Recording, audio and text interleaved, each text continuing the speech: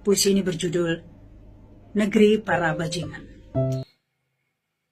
Puisi ini berjudul Para Pecundang. Kali ini saya akan membacakan puisi, dan puisi ini saya tulis berdasarkan fiksi ya. Jadi jika ada kesamaan nama atau peristiwa, maka itu kebetulan belaka. Karena ini memang mungkin saja terjadi di mana saja, di negara manapun juga. Puisi ini berjudul Negeri Para Bajingan. Inilah cerita tentang negeri para bajingan. Kebijakan dan proyek pembangunannya hanya untuk cari cuan. Pendidikan, kesehatan, bahkan hukum jadi barang dagangan. Vonis bisa dapat potongan. Status tersangka tergantung orderan. Subsidi tergantung pesanan. Pokoknya semua tergantung kepentingan. Jangan tanyakan soal keadilan. Inilah negeri para bajingan. Pejabatnya banyak yang korupsi. Sepertinya sudah tuman. Transaksi janggal ratusan triliun tinggal kenangan. Inilah cerita tentang negeri para bajingan. Utang jadi andalan. Tanah air pun digadaikan. Inilah negeri para bajingan. Yang modalnya hanyalah kebohongan. Dan senjatanya hanya menebar ketakutan dan perpecahan. Antar kelompok dibentur-benturkan. Dan jangan coba-coba untuk kritik atau meneriakkan kebenaran. Karena kau akan dianggap sebagai ancaman. Buzzer pun dikerahkan. Dan tak lama, kau juga akan jadi tahanan. Inilah negeri para bajingan, di mana pemimpin dan keluarganya ingin berkuasa sepanjang zaman. Segala cara dihalalkan. Inilah negeri para bajingan. Jangan tinggal diam, kawan. Lawan kebejatan. Tak perlu menunggu MK membuat keputusan, karena semua lembaga negara sudah menjadi dagelan. Buruh, mahasiswa, dan rakyat semua adalah tumpuan untuk merebut kembali negeri dari tangan para bajingan. Sekaranglah waktunya berubah.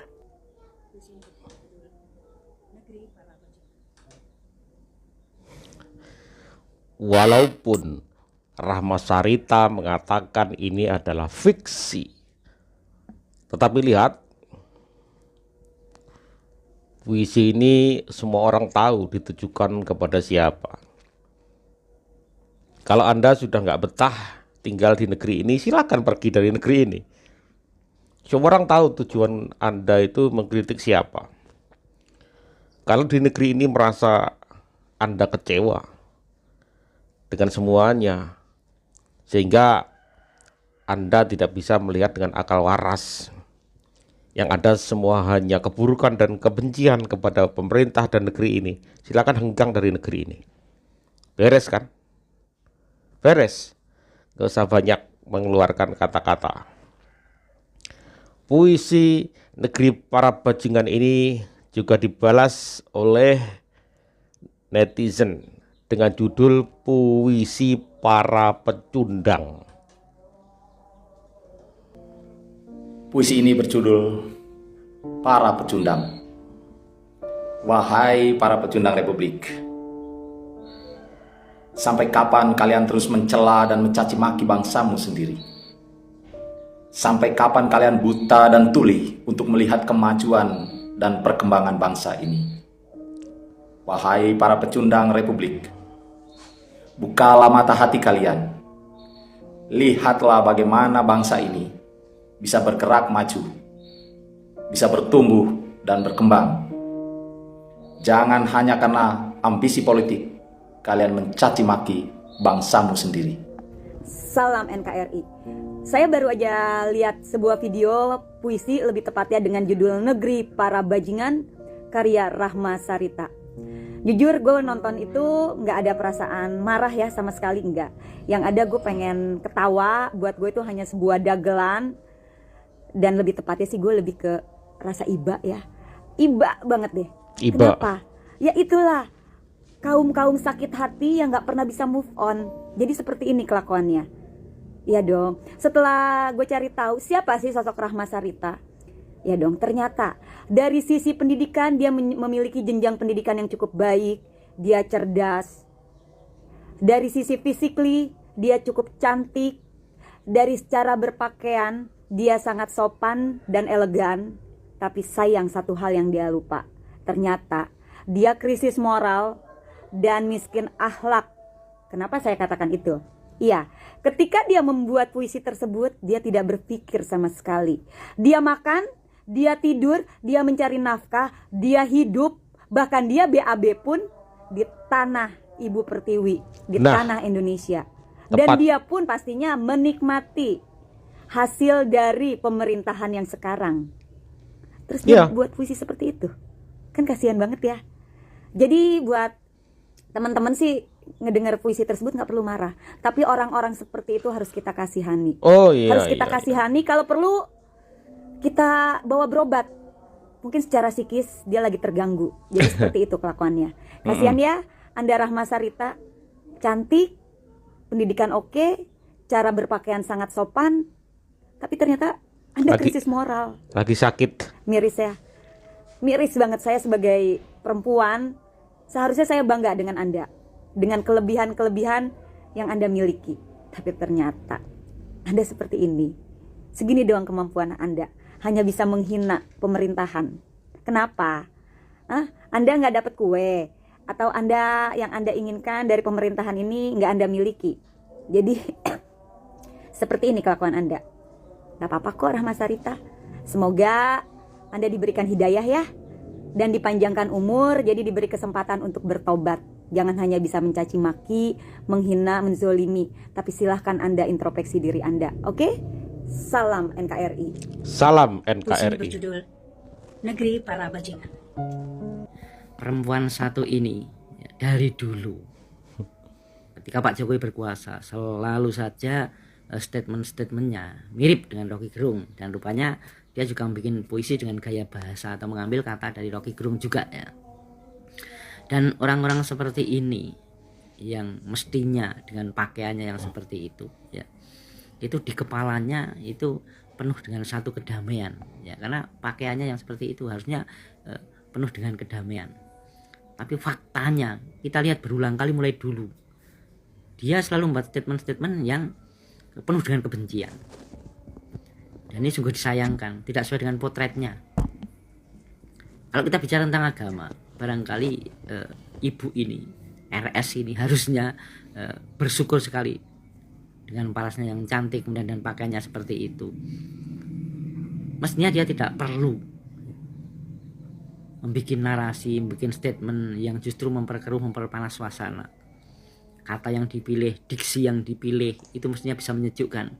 Kritis boleh, tapi tetap dalam koridor sopan santun dan penuh keadaban.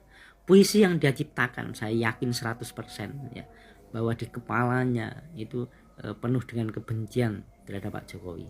Saya yakin itu, meskipun saya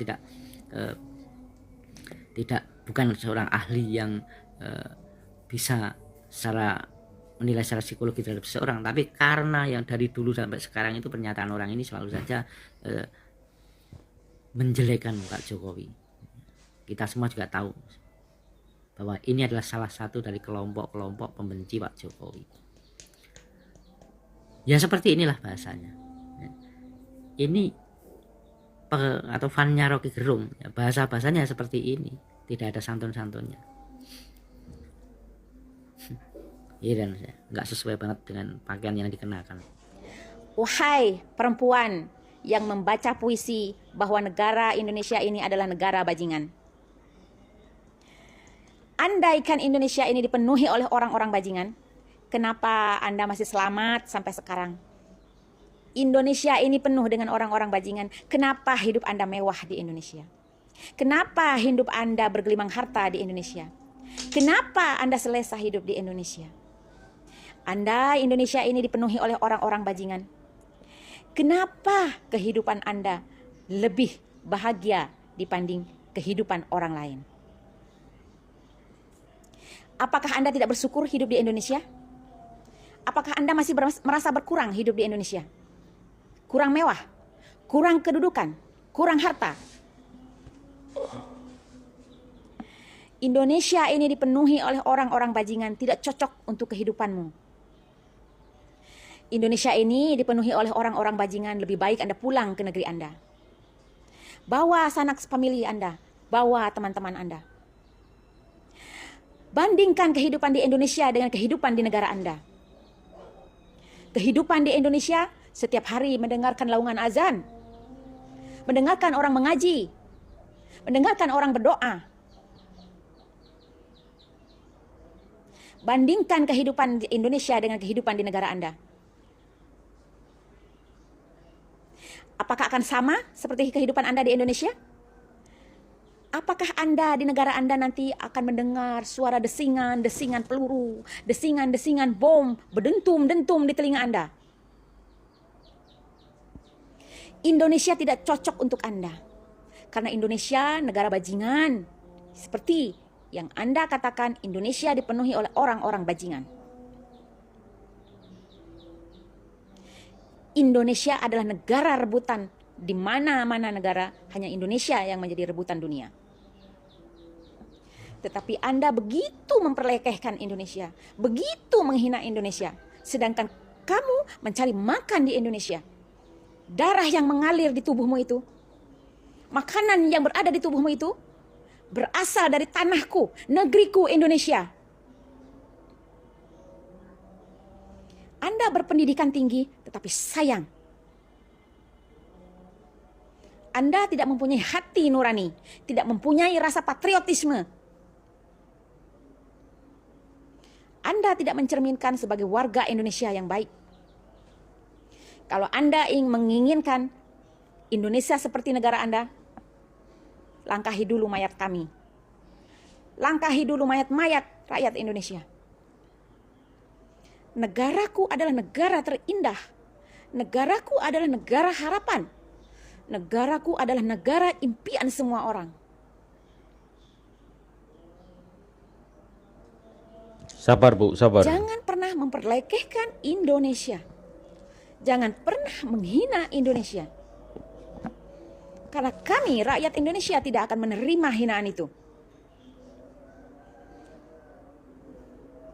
Mbak yang cantik, Mbak yang manis, kami tidak akan menyesal seandainya Anda berserta keluarga Anda pulang ke negara Anda.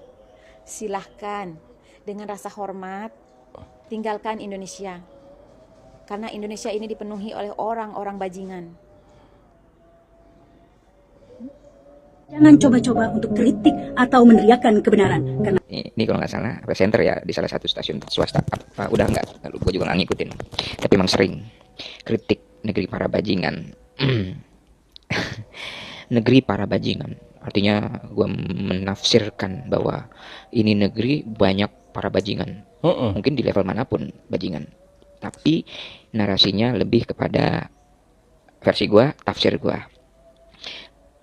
narasinya lebih kepada pejabat atau yang duduk di pemerintahan, karena di situ banyak isi dari puisinya tentang apa, salah satunya negeri yang digadaikan, lebih unjuk ke kekuatan penguasa, sederhananya seperti itu dah. Dan ini dia membacakan puisi ini, tafsir gue adalah salah satu bentuk kritik terhadap penguasa juga. Gue pengen nunggu nih setelah dia membacakan puisi ini, apa yang akan terjadi pada diri dia. Itu aja dulu. Kalau dia masih bisa membuat puisi-puisi lagi di kemudian hari, artinya fix yang aman. dia buat di VT ini adalah kebohongan. Dia tidak dibungkam, dia tidak diapa-apakan. Tapi gue yakin pada saat dulu waktu zaman Orba, orang ini pasti umurnya juga belum seberapa. Kalau dia melakukan hal ini di zaman Orba, gue jamin, kalau yang dia katakan di puisi ini dibungkam, maka kalau itu dilakukan pada zaman Orde Baru, bukan cuma ya dibungkam, hilang dia. Yuk kita sama-sama kita perhatikan ke depan, kita liatin orang ini setelah dia membacakan puisinya. Kalau gue garis bawahi, kita kritik, dibungkam. Puisi ini salah satu bentuk kritik narasinya. Bener nggak? Yang setuju komen. Puisi ini semua isinya adalah kritik. Gue nganggapnya kritik. Walaupun narasinya isinya mengajak orang-orang untuk berpikiran sama. Mengajak orang berusaha untuk berpikiran sama seperti dia. Mengajak orang-orang untuk mengatakan bahwa negeri ini digadaikan. Kurang lebihnya sama dengan narasinya Rocky ya. Rocky. Kurang lebih sama lah. Mirip-mirip lah begitu. Cuman dia membawakannya dengan puisi. Yuk. Kita buktikan.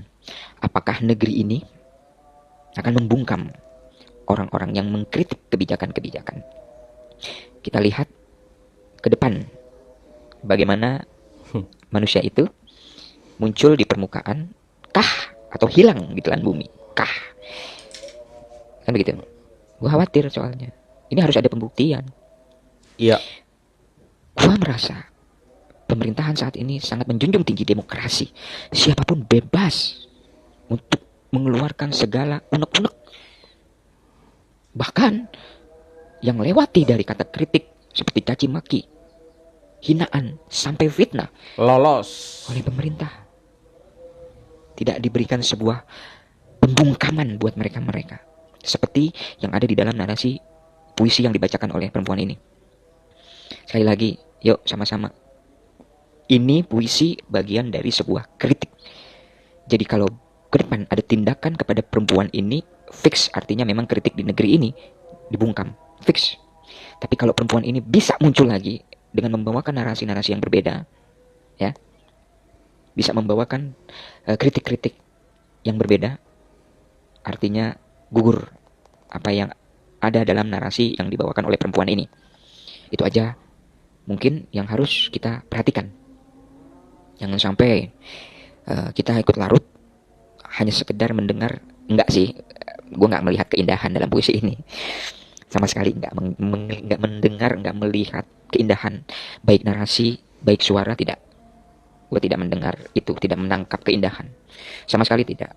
Gue justru lebih kepada mau membuktikan benarkah apa yang dinarasikan di puisi ini, bahwa akan ada pembungkaman orang-orang yang mengkritik. Contoh dong, yang mengkritik, yang dibungkam itu yang mana sih?